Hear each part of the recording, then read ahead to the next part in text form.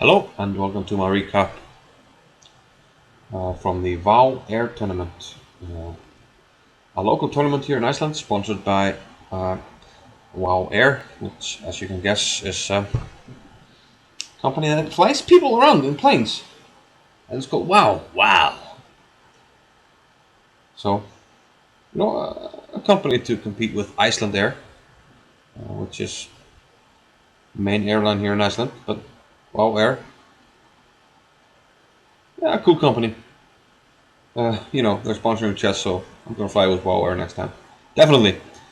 If you come to Iceland, you should as well. Wow. Anyway, this tournament is one of the strongest that has been played in Iceland. Apart from the Icelandic Chess Championship, one of the strongest local tournaments in a long time. And I think one of the reasons for that is that Icelandic tournament organizers are starting to adapt to modern times, and in this tournament, we're playing one game a week, and this tends to suit a broader range of people. So we have retired Grandmasters and people that in general don't have time for tournaments participating in this one. And for instance, we have 5 Grandmasters participating. We have 12-time Icelandic champion Hannes Stefansson, the newest Icelandic Grandmaster Hjörvar Grétarsson, we have Stefán Kristjánsson, we have Þórstur Þórhallsson, and we also have the legendary Icelandic Grandmaster Friðrik Ólafsson, who, among other in his career, has been Tal, Fischer, and the list goes on and on. And, well, in this first round, I played with the white pieces. There's 1 week between the rounds, so usually you have good time to prepare for your opponents. But this time around, in the first round, the pairings were made more or less right before the round, so you didn't have any time to prepare. I should mention that this is a closed group. You have to have 2200 to be able to enter this tournament, but there were a couple of exceptions given to young players. So in the first round, I was white against Magnus Teitsson, rated 2207. And yeah, in general, there were some players that I didn't want to face in the first round without being prepared. So I was happy to meet a player that isn't a professional or a semi-professional player. Some of the young players that I could have met there, well, they're not professional players, but some of them have pretty good openings that you have to have something against. So I also had the white pieces, so usually you're going to be able to get a good game. I opened with c4, and I didn't know much about my opponent's preferences. I had a brief look from my computer, so I think around 1 hour before the tournament, or something, half an hour, I can't remember. So I had a brief look at his games, and I couldn't prepare anything, but at least I knew what he was going to do. But in either case, it didn't really matter because I was going to go c4 or knight f3 anyway. And he played the Slav. Now this guy, he played when he was younger, like high school age, but then he didn't play for a long time. But he has always been a chess enthusiast, if you will, and he knows a lot about chess history. And for instance, I was just browsing through an old book, looking at a game, and before the round he came and he recognized the game. He was like, "Is this game by Geller?" Yes, that's correct. So, he knows chess history, but he hasn't been playing much. And his rating is rather recent, and he got it from the Icelandic League. And I think it's well deserved. He's a strong player and should be rated over 2200, maybe more. So c4, c6, knight f3. Didn't really have anything prepared against the mainland Slav, so I just went knight f3. Actually forget to switch for you guys.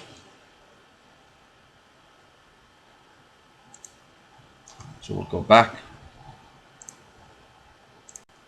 c4, c6. It's not going to that one. It's not going to that one.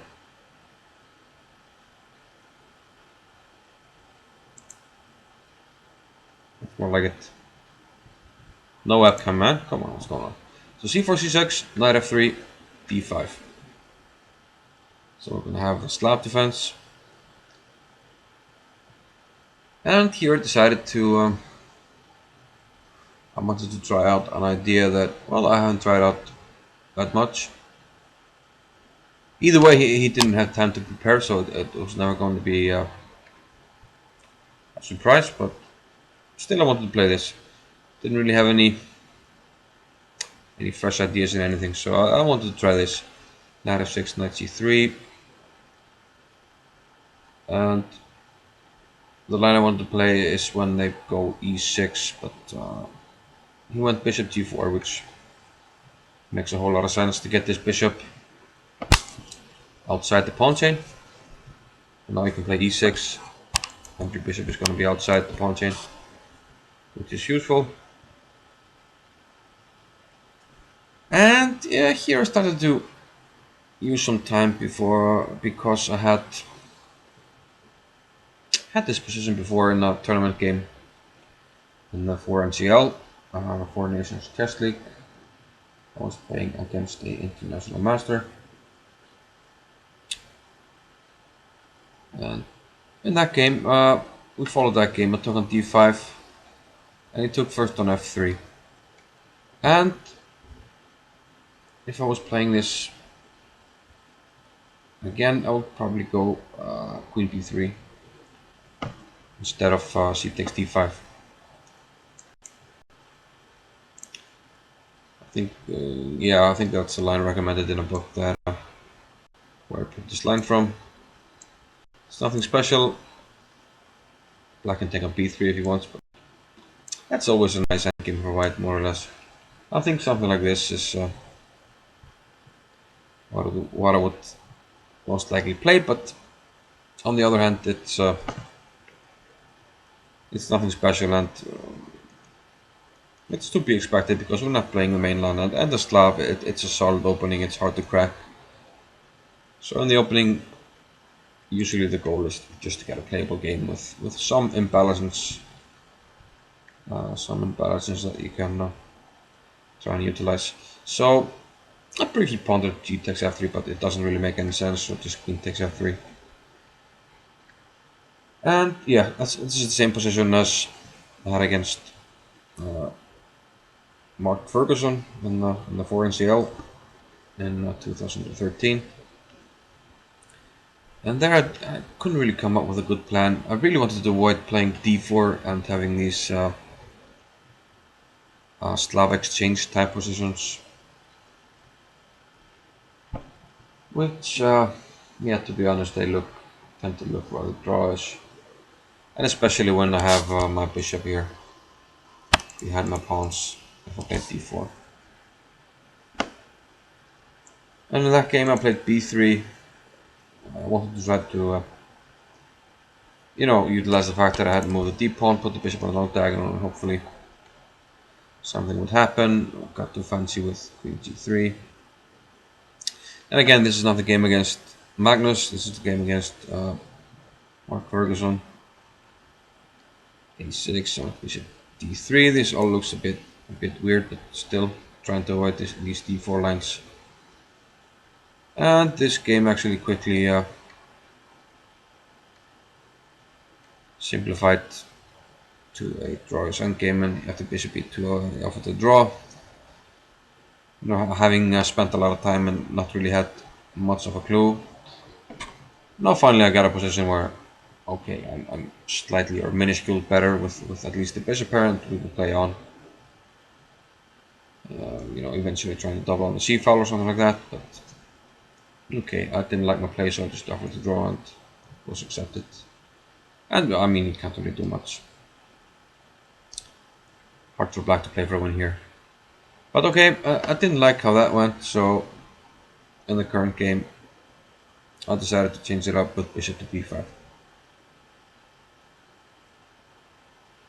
And, okay, queen b3 earlier was also an option, but if I was to play this again, then another option was to go for this, and after knight c6, to take on c6, which I didn't do, I castled, but bishop takes c6, b takes, and there have been games like this with b3, e6, castles, and it makes sense for white.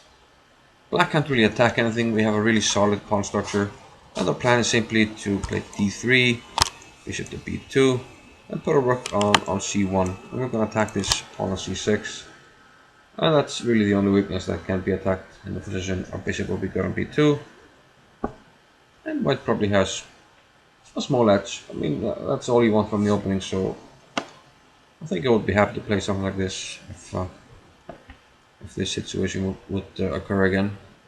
And maybe this is better than the line I looked at earlier with queen b3, this one. Because then black can always exchange the queens, even though the ending is comfortable for white. So that's most likely what I should have done and might do in the future. Instead, I castled.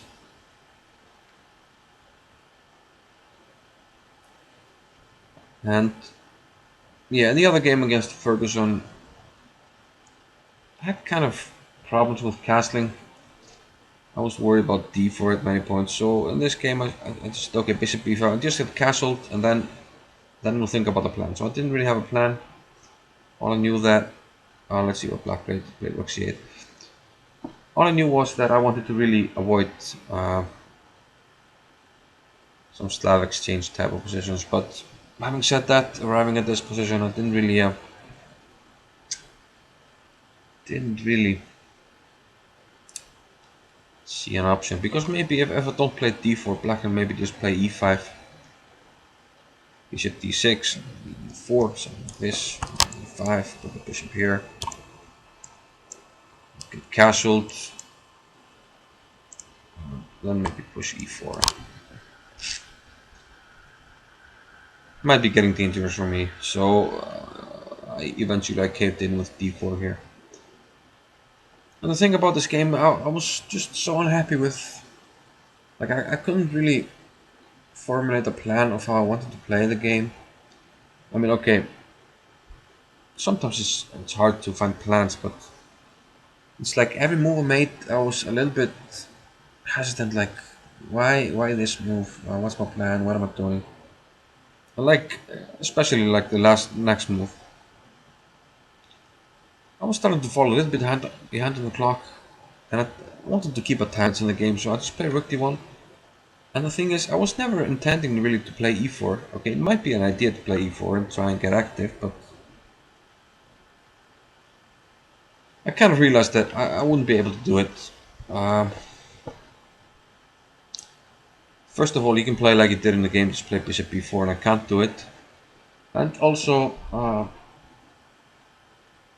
it's probably not so great if he just goes bishop e7, I go e4. Let's just have a look. I think if I can remember correctly, like e4, he just takes. I go here, and let's say he just castles. And now if I allow him to play like knight b4, he's gonna have control over this square. And what can I do really? I mean, this pawn is attacked. If I take on f6, it's still attacked.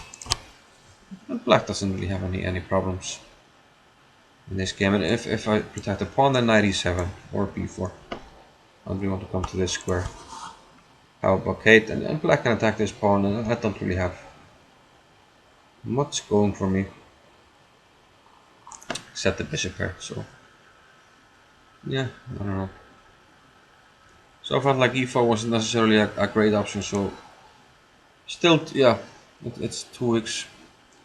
since we played this game, and I'm still not sure why I played rook d1. It was kind of, I just think the main thing was I wanted him to think about something, because he had been playing most of his moves rather fast, so I wanted to, it was kind of a bluff. Here I'm going to play e4, at least spend some time thinking about it, and then, okay, I can catch up on the clock, and then try and figure some things out.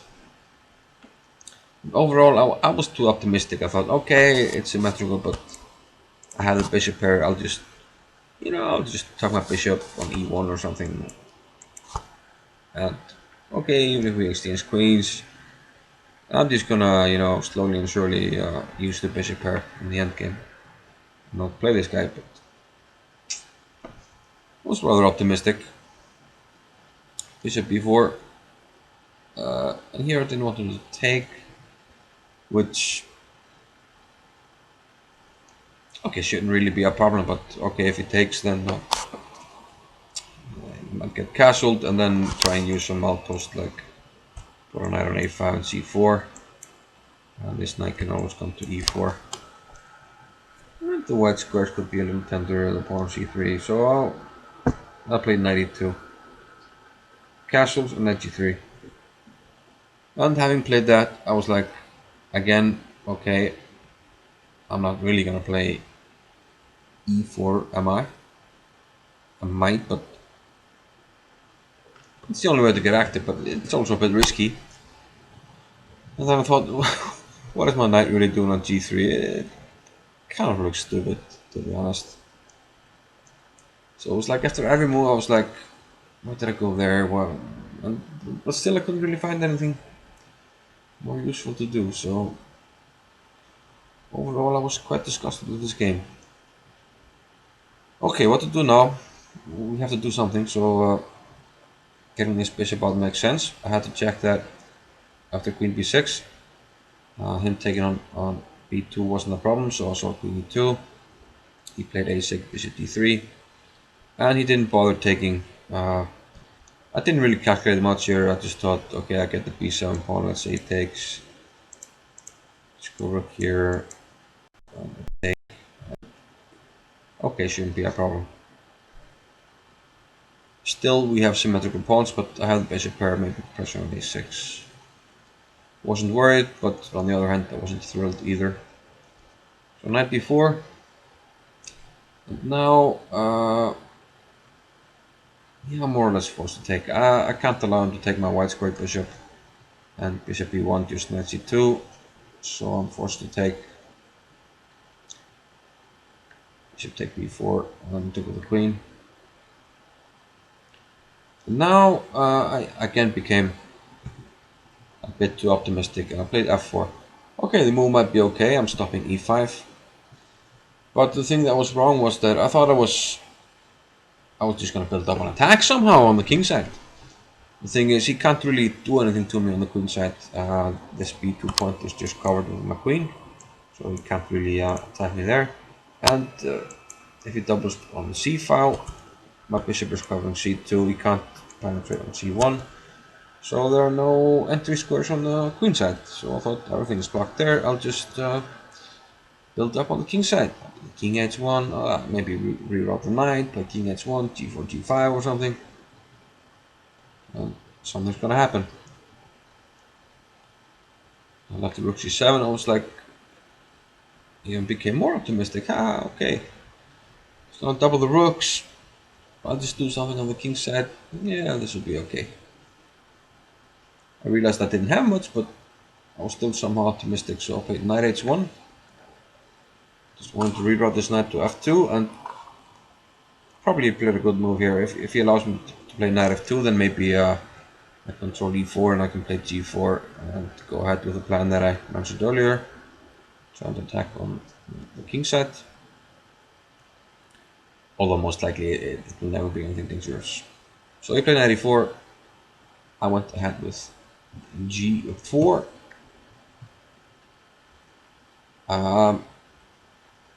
Taken on e4, didn't really like or consider. Because, okay, I'll have to exchange one rook, and my king will be kind of exposed, and it will be hard to organize my heavy pieces to to build up an attack, because once I do that, then he can come around the queen side with his heavy pieces and do some damage. And also I didn't like in an end game, or also in the middle game, that if I take let's go back. If I take one knight, okay, if at some point I might go here, probably have to start with this one. Takes, and even though I'm attacking this, he will protect it. One knight doesn't really have any good outposts, so didn't like that. So I went ahead with this optimistic plan of g4, and you probably correctly went f5. And this move rook c7 actually makes sense, because it's just a flexible move. Because now you can double on the f file. If I did something crazy like take on e4, now you can double on c file. So he's flexible. And probably black is even slightly better here. Not much, but like a minuscule advantage. I took an f5. And again, I became somewhat optimistic, thinking finally, okay, we had symmetrical pawns for most of the game, but now finally I created a weakness. And I was like, oh, okay, I'll be able to maneuver this one around here at some point. And just gonna attack this, and this will be something that I can work with. I started by drawing my knight. Okay, rook e7. Here I took on e4. At this point, maybe he's threatening to take on g3. Maybe even take e4 now. Take on g3 and double on e file. And this guy could be weak. So here I thought, well, okay, I can take on e4. He takes with a d pawn. The bishop c4 check. My bishop can go to b3. I thought that was slightly better here. And after f takes e4, like you played in the game, you know, some moves ago I thought, maneuver the knight here. But somehow just forgot about the b2 pawn. I can't play bishop c2, which is just unbelievable. So if bishop c2, let's see if this b2.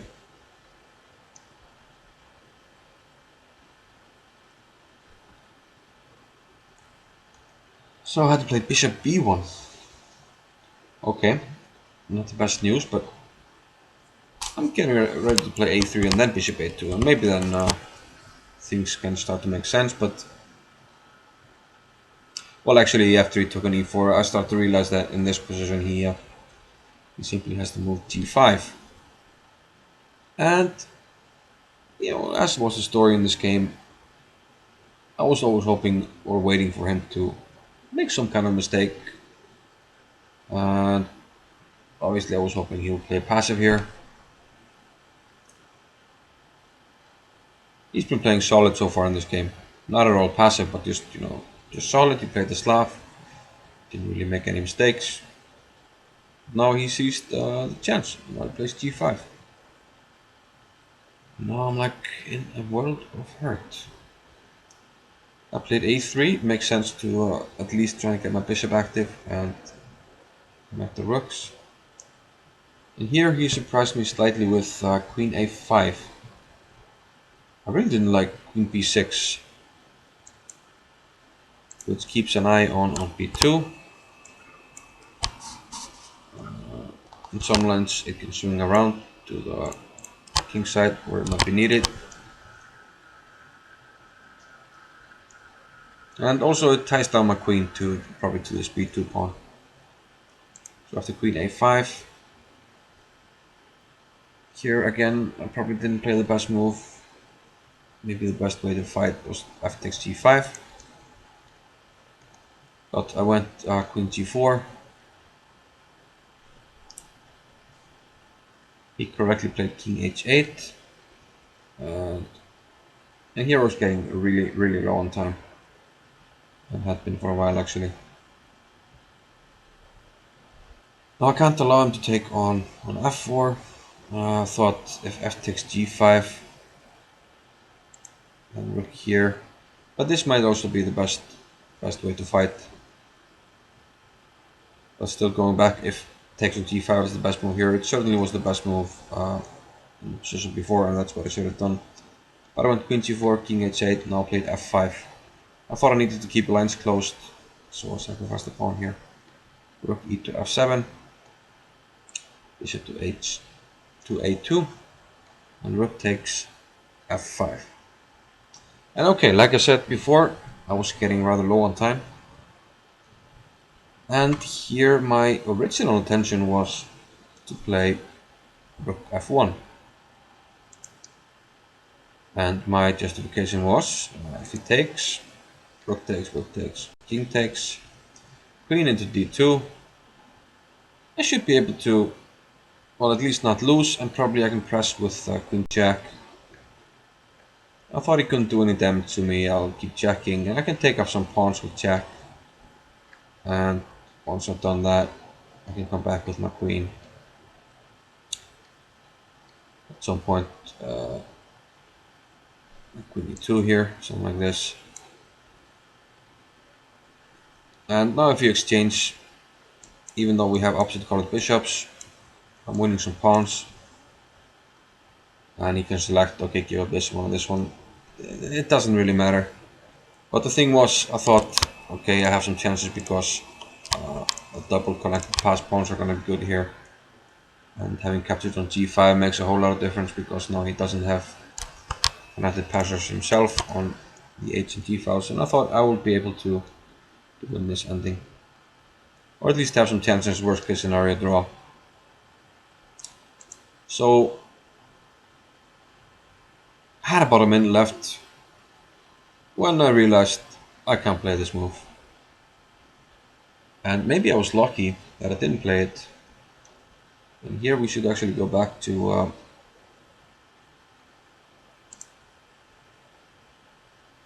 our recent game, which was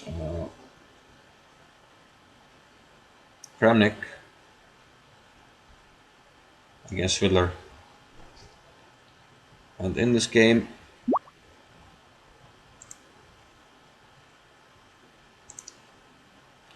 Kramnik played the move rook d4. And what happened?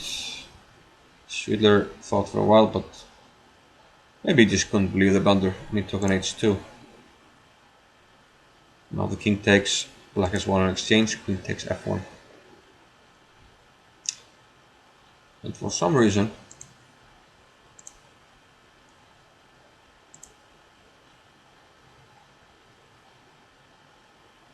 suddenly this tactic came to me. I mean, in general this should be easy to see and should be and is in my pattern recognition, but you also have some short-term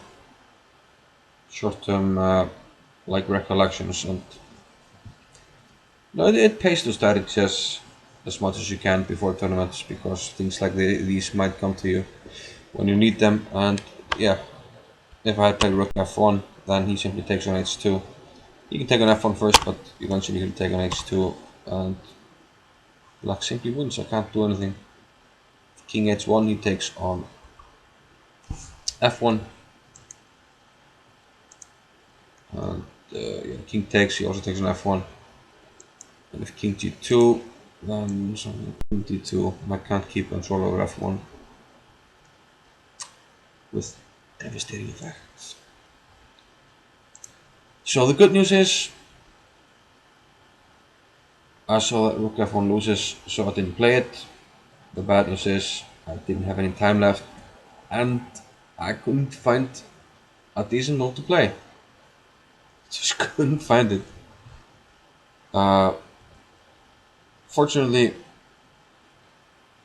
I found the best move in an otherwise, well, I think one of the best moves in an otherwise horrible position. Okay, queen g2.